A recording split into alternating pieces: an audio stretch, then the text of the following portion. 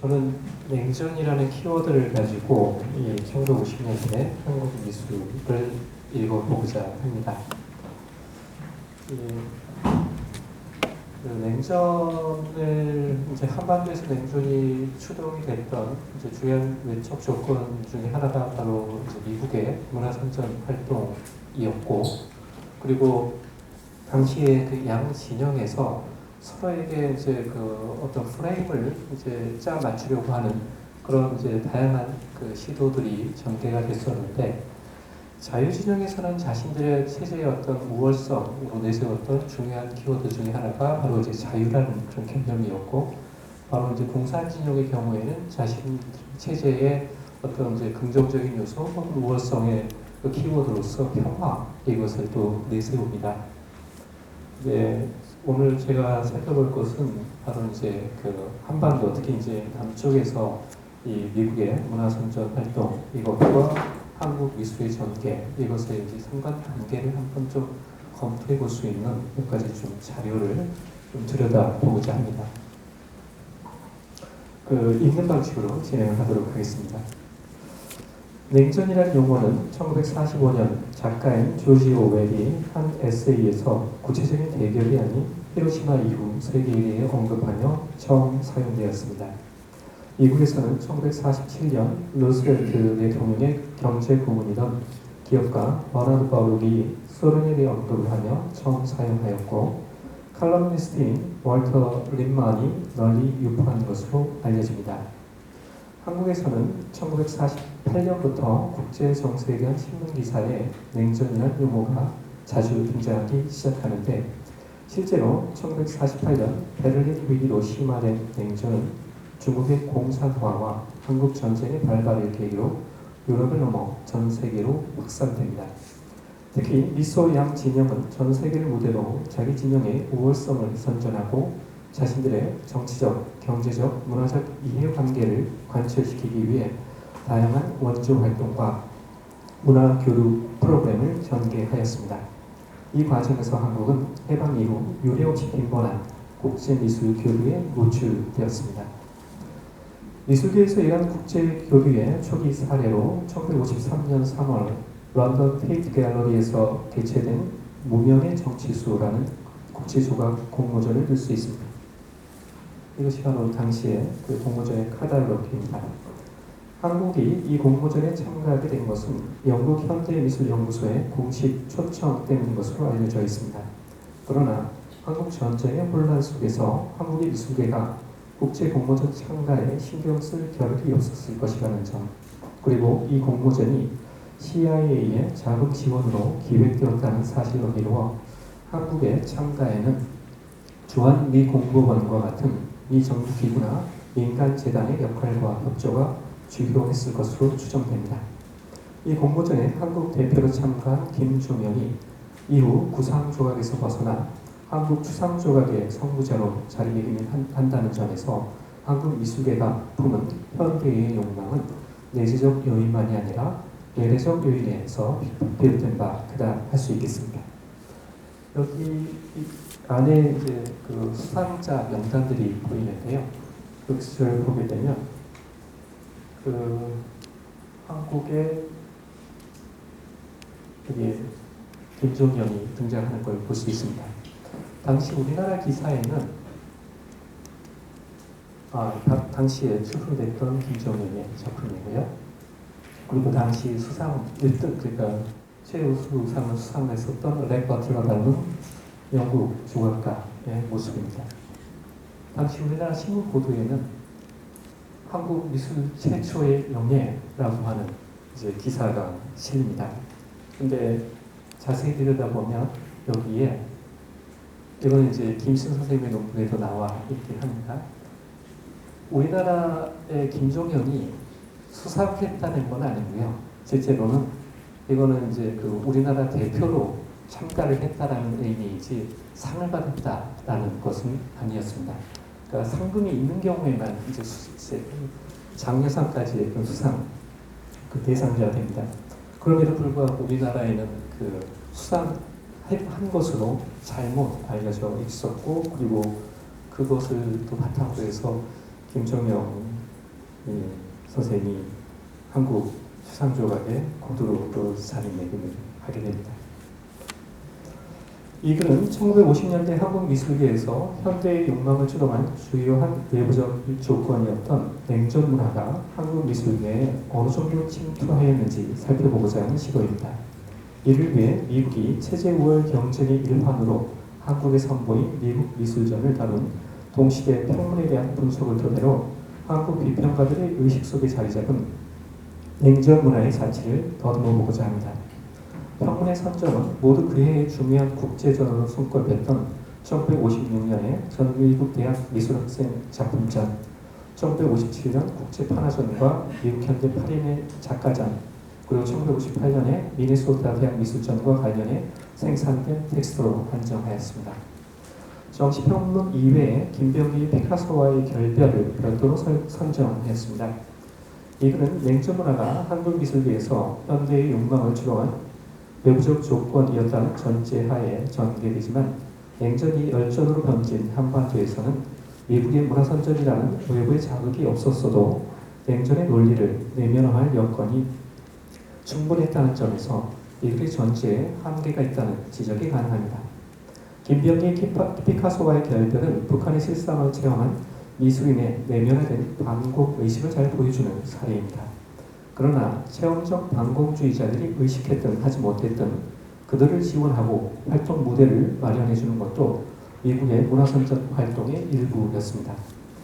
이처럼 한국 사회 내부의 조건이 외부적 조건과 긴밀하게 연동되어 있었다는 점에서 이 글의 전제에 큰 문제는 없다는 판단으로 이 글을 계속하겠습니다. 이렇게 선정된 아래에 9개의 글,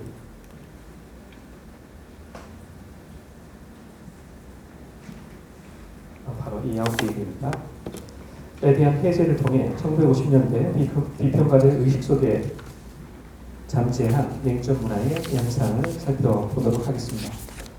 먼저 김병기의 피카소와의 결별. 타임즈에 실린 피카소의 한국에서의 학살 관련 기사를 읽고 김병기가 남포동의 한 가방에서 미술가와 문인 친구들 앞에서 낭독했다고 알려진 글입니다. 공산주의에 대한 판멸로 1947년 해주에서 단신으로 월남한 그에게 한반도에서 자행된 미군의 잔인함을 고발하는 것으로 알려진 피카소의 한국에서의 학살은 모순된 감정을 불러일으켰을 것입니다. 존경하는 파블로 피카소 씨로 시작하여 결별이라는 말을 사용하는 안타까움과 죄송한 마음을 표현한 뒤 당신에게 한층 더한 건강과 티치아노의 100년의 장수가, 티치아노가 실제 99살까지 살았습니다.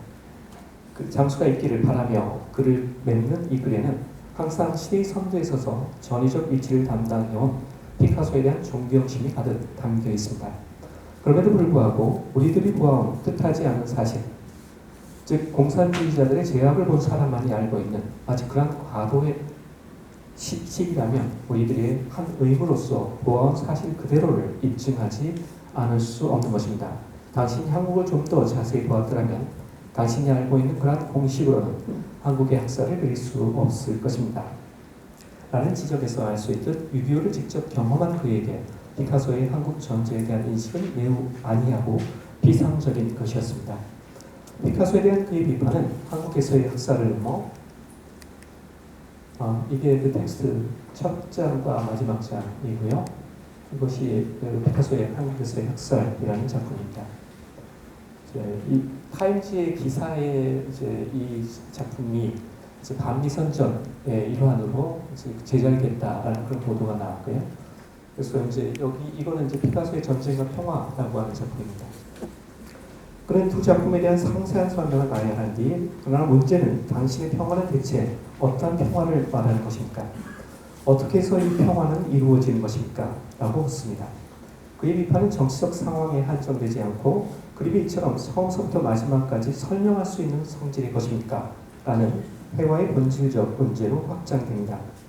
몬드리안의 비형상이 피카소보다 한 차원 더 진전되어 있음에도 불구하고 인간의 문제와 직접적인 관련을 맺고 있는 피카소의 형상적인 조형에서 더욱 감동을 느끼던 그에게 공산주의자 피카소의 작품은 더 이상 그런 관련성을 찾아볼 수 없는 것이었습니다. 그러기에 그는 이편이건 저편이건 벌써 우리는 당신의 그림에 나타나 있는 그러한 공식으로는 인간의 문제를 측정할 수 없는 것을 느끼는 데서부터 새로운 세대들의 고민은 있는 것 같습니다. 라는 아쉬움을 토로합니다. 사상계에 발표한 추상회화의 문제에서 형상과 비형상의 문제에 대해 결론을 유보하던 김병기가 이후 비형상의 추상회화를 적극이라는 표현을 조금 빼도록 하겠습니다. 옹호하게 된 것도 피카소에 대한 실망과 무관치 않은 것을 보입니다. 공산주의자 피카소에 대한 비판을 계기로 나타난 이러한 김병기의 입장 변화에서 현대 추상 전이가 결합하여 앵크롬의 미학이 주조된 새로운 배경을 찾아볼 수 있지 않을까 생각합니다. 두 번째는 김영주의 글하고 김병기 선생님의 두 글을 전부 다 전 미국 대학 미술 학생 작품전 관련해서 나온 글입니다. 전 미국 대학 미술 학생 작품전은 1955년 미국 대학 미술협회가 미 공고처의 요청을 받아 유럽, 라틴 아메리카, 아시아 순회를 위해 준비한 미국 대학생들의 작품전이었습니다. 한국에서는 1956년 11월에 서울대학교 미술대학에서 개최되었습니다. 기획의 목적이 창조적 미술 분야에서 진전된 작품이 미국의 많은 미국 미술대학에서 제작되고 있다는 것을 증명하는 것이었다는 점에서 미국의 교육제도와 이념을 속에 전파하려는 의도가 분명한 전시였다고 할 수 있습니다.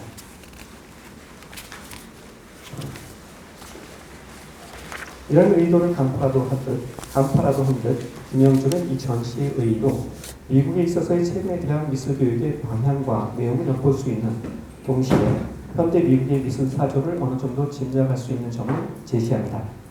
동시에 개개 미술 작품의 질의 일규성과 방법의 다양함에 따르는 자유로운 사고방식 및 진지한 제작 태도와 창의성에 가득 차 있는 작품 표현에 놀라움을 표하며 침침한 방안에서 모델의 묘사를 학생에 강요시키고 고정된 이념의 주입에 치우치고 낡은 개성의 인격화를 절제로 삼고 있는 한국 대학 미술교육과 달리 밝은 현실에서 자유로운 모델의 선택과 의미 있는 이념의 구축에다가 새로운 개성과 창의성에 발굴해 주려고 하는 미국의 대학 미술 교육에 대한 찬사를 아끼지 않습니다.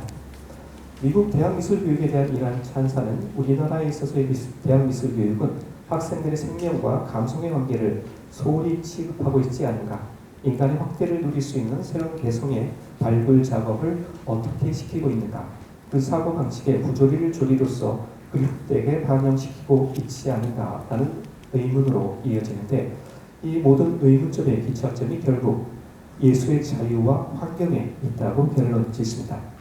더불어 이 전시를 계기로 대학 미술교육자와 미술대학생들의 반성과 각성을 촉구하고 기성 미술인에게도 예술의 자유의 의미를 진지하게 성찰해 볼 것을 주문합니다. 약속이란 듯 김병기 역시 전 미국 대학 미술학생 작품전에서 자유로운 제작 방식과 실험에 주목합니다. 나가 파리를 중심으로 발전되어 온 모던 아트가 미국에서 자유의식을 바탕으로 대담하게 실험되고 있으며 나아가 그것이 미술 교육의 차원에서 전개되고 있다는 점을 높이 평가합니다. 이처럼 하나의 전시를 바라보는 그 비평가의 시선이 유사한 것은 단순한 우연이라기보다 아마도 이 공무원이 마련한 참고 자료를 참조했기 때문일 것으로 판단됩니다. 그러나 김병기 평론에서 보다 주목할 만한 부분은 자유로운 실험을 전통에 빈약한 반면에 전통의 구속도 없는 미국 미술의 새로운 앞날을 열어줄 토대로 간주하고 있다는 점입니다. 이런 미국 미술의 특성은 해방 이후 한국 미술이 나아갈 방향에 대해 고민하고 있던 김병기에게 중요한 참고사항이지 않았을까 생각됩니다. 이게 김병기 선생님의 자유와 실험이라고 하는 텍스트였었고요. 그 다음에 이게 이제 세 번째 그 국제 판화전 관련해서 그 정규 선생님하고 이경선 선생님의 텍스트 배제를 하도록 하겠습니다. 국제 판화전은 국제 판화가 협회가 기증한 17점의 판화로 구성된 전시로 1957년 3월에 국립박물관과 한국조형문화연구소 공동 주최로 개최되었습니다. 작품을 보낸 국제 판화가 협회가 어떤 단체인지 아직은 확인이 불가능한 상태입니다. 1959년의 신문기사에서 뉴욕에 있는 국제 판화협회에서 전시 구성을 위해 한국판화협회에 한국 작가들의 작품을 청구했다는 소식을 찾아볼 수 있고 1961년 신문 기사에서는 각국의 미술관과 컬렉터에게 판화 작품을 적정한 가격으로 공급하는 비영리 사업을 하고 있는 단체인 국제판화협회가 이항성의 청정을 선정하였다는 보도를 찾아볼 수 있어 동일한 단체가 아닐까 추정됩니다. 또한 총 17점의 작품 중 독일 작가 3점, 이탈리아 작가 1점 외에 모두 미국 작가의 작품이고 한국조형문화연구소가 로펠러 재단의 지원금으로 설립된 단체라는 점에서 이 판화 전시가 미국의 문화선전의 일환으로 이루어졌을 것이라 짐작해 볼 수 있습니다. 사실 판화는 운반이 용이하고 복제가 가능하다는 장점 때문인지 미국의 문화교육 프로그램에 자주 동원되었습니다. 전시평을 쓴 정규는 한국 미술계가 처음 접한 국제판화 중이 화단에 자극을 줄 것이라는 기대와 함께 전시회에 대한 감상을 화면의 신선한 생기와 자유로운 창작의 태도 등으로 정리하고 있어 앞서 전 미국 대학 미술 학생 작품전에 대한 전시평과 유사한 시각이 드러납니다. 미국 미술의 국제성 내지 다양성이 미국의 미술 문화의 독자적인 개성으로 순화되고 있다는 평가에서도 미국 미술의 미래에 대한 낙관적 전망을 공유하고 있음이 확인됩니다. 이에 반해 이경성은 현대 판화가 갖고 있는 신선한 감각에 초점을 맞춘 뒤 과거와 다른 재료, 기술, 감각의 차이에서 유래된 그 신선함이 바로 현대 판화의 현대성 내지 시대적 가치를 구성한다고 주장하고 있어 냉전의 수사학에서 한 발 비껴난 태도를 견지하고 있습니다. 이게 당시 전시됐었던 작품 중에 하나였습니다. 다음이 미국 현대미술 8인전 관련해서 정규, 이경성, 김영수 교수님의 글에 대한 내용을 살펴보도록 하겠습니다. 미국 현대 8인 작가전은 미 국보처가 후원하고 시애틀 미술관이 기획한 해외 순회전으로 서로 다른 두 개의 전시가 유럽과 아시아로 보내졌으며 한국에서는 1957년 4월 덕숭 국립박물관에서 열렸습니다. 한국에서 처음 열린 본격적인 미국 현대미술전이라는 의의에 고치된 듯 정규는 이러한 미술전을 마련하여준 시애틀 미술관에 우리나라 전체 문화계가 경의를 표해야 할 일이라는 말로 자신의 전시평을 시작합니다. 이어서 그는 전시평에 대한 인상을 미국 미술 이제는 서구적인 전통에서 벗어나 자기의 주제와 자기의 양식을 발견하고자 노력하고 있다고 적은 뒤 미국 문화에 대한 우리의 인식 변화를 다음과 같이 촉구합니다. 오늘날 우리 미국 문화에 대한 각성은 일종의 세계적인 풍조임은 틀림없다. 이러한 현상을 단순히 오늘날의 세계 정치 경제 형세로 인한 파생적인 시대의 형태라고만 생각한다면 지나치게 신경질적인 판단이라고 아니할 수 없다. 오늘날 미국의 문화가 세계 문화에 관여할 수 있다는 그들의 자부는 어디까지나 그네들이 쌓아올린 문화적인 특질을 토대로 하여 형성된 것이다. 미국 미술에 대한 한국 미술의 인식이 이전에 다소 유보적인 입장에서 서구적인 전통에서 벗어나 자신의 주제와 자기 양식을 발견한 단계로 변화하고 있는 양상을 살펴볼 수 있습니다. 이경석의 인식 변화는 보다 파격적입니다. 앞서 냉선의 수사학과 거리를 두었던 그의 평면은 서양 미술의 중요한 일부로서 크게 움직이고 있는 미국 미술의 존재에 대한 한국 화단의 무관심에 대한 질타로 시작됩니다. 이어 그는 미국 미술의 형성 과정을 인사파적인 것을 출발적으로 하는 각종 미술운동이 격동과 미적 혁명 속에서 단시를 내 그들 미술사를 엮었고 이런 미술사적 격동 속에서 미국적 전통이 서서히 머리를 들어 현대 미국 미술 속에는 국제적 요소와 미국적 요소가 서로 교차된 상태로 미적 질서를 이룩하고 있으며 오늘의 세계 미술의 2대 조류, 즉 초현실주의 미술과 더불어 성장한 추상주의 미술의 본류가 불합하를 떠나 미국으로 건너가 거기서 조형적 완성과 인간 생활과의 연결이라는 과정 속에 오늘 미국 미술의 주류가 되었다고 설명을 합니다. 이 과정에서 드러난 미국 미술의 특질을 그는 단순 소박, 정력적, 직물적, 창의적, 현실적 등의 용어로 정리합니다. 결론적으로 이경성은 미술사적 전 코스를 가장 짧은 시간 내에 달리어 현대에 도달한 미국 미술이 현대에 대한 강한 욕망을 가진 한국 미술계의 하나의 롤모델이 될 수 있다고 함으로써 미국의 제도와 가치를 전파하고자 했었던 미 국보처의 기획 의도를 전폭 수용하는 모습을 보입니다.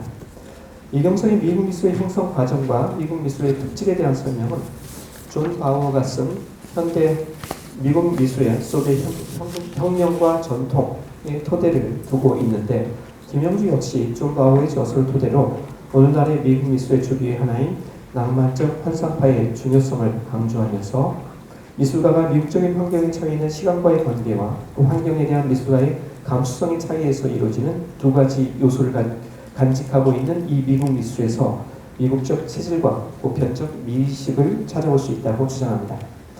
이처럼 두 비평가의 평문에서 존 바우어의 저서와의 관련성이 드러나는 것은 아마도 이 공보원에서 마련한 홍보 자료가 이 바우어의 저서를 기초로 작성되었기 때문에 가능성이 큽니다. 마지막으로 당시 작가 전 장면이고요. 미네소타 대학 교환미술전입니다. 미네소타 대학교 교환미술전은 ICA 국제협조처입니다. 원조 계획의 일부로 서울대학교와 자매결을 맺은 미네소타 대학교가 애초 지원 대상인 의학, 공학, 농학 분야를 넘어 문화 분야로 그 활동 영역을 확대한 결과로 추진된 전시회입니다. 이 전시회는 교환전이었기 때문에 미네소타 대학에서 1957년 1월에 서울대 교수와 학생들의 작품전이 열렸고 그 이후에 미국 여러 대학과 미술관을 순회하였습니다. 따라서 1958년에 뉴욕 월드하우스 갤러리에서 열린 한국현대미술전보다 1년 앞서 한국현대미술의 단면이 미국 여러 도시에 소개되었다고 할 수 있습니다. 미국 여러 대학과 미술관에 한국미술전을 순회시킨 것은 전쟁으로 피폐해진 한국의 문화에 대한 미국 사회의 관심을 제고하려는 노력의 일환이었습니다. 한국에서는 1958년 5월 서울대학교 강당에서 개최되었습니다. 전시 도록에 쓴 서문에서 미네소타 대학의 부총장인 말콤 윌리는 이 전시회는 수천리로 표현되는 양자간의 거리가 결코 사람들의 친밀감의 척도가 아님을 전시하려는 것이다. 마음과 정신은 현실적인 분리를 초월하여 일치할 수 있는 것이다. 이 전시회는 한국과 미네소타를 막론하고 사람에게 용기와 믿음을 주는 공동 목표, 공통된 이상, 아름다움에 대한 공통된 사랑을 완전히 상징하고 있는 것이다 라고 함으로써 한국을 이국이 주도하는 자유민주주의 체제에 결속시키고자 했던 이 정부의 문화외교 정책에 적극 부합하려는 의지를 드러냅니다. 지금까지 살펴본 평문의 저자인 김병기, 김영주, 정규, 이경성은 해방공간에서 활동하던 주류 비평가들이 월북함으로써 생긴 미술 비평계의 공백을 메운 비평가들입니다. 인천 출신의 이경성을 제외한다면 이들 모두 이북 출신으로 투철한 반공의식을 지니고 있었습니다.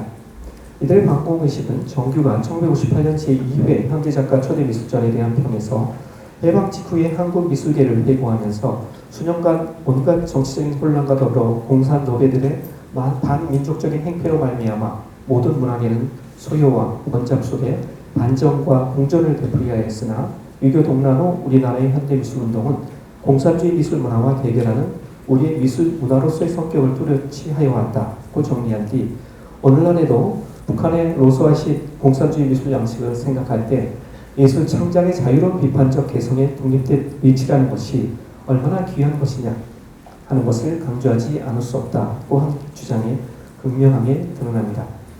그로 인해 이들은 월남한 지식인과 예술가들의 활동을 적극 지원하여 공산 진영의 실상을 알고자 했던 미국 문화외교 정책의 간접적인 수혜를 얻었습니다.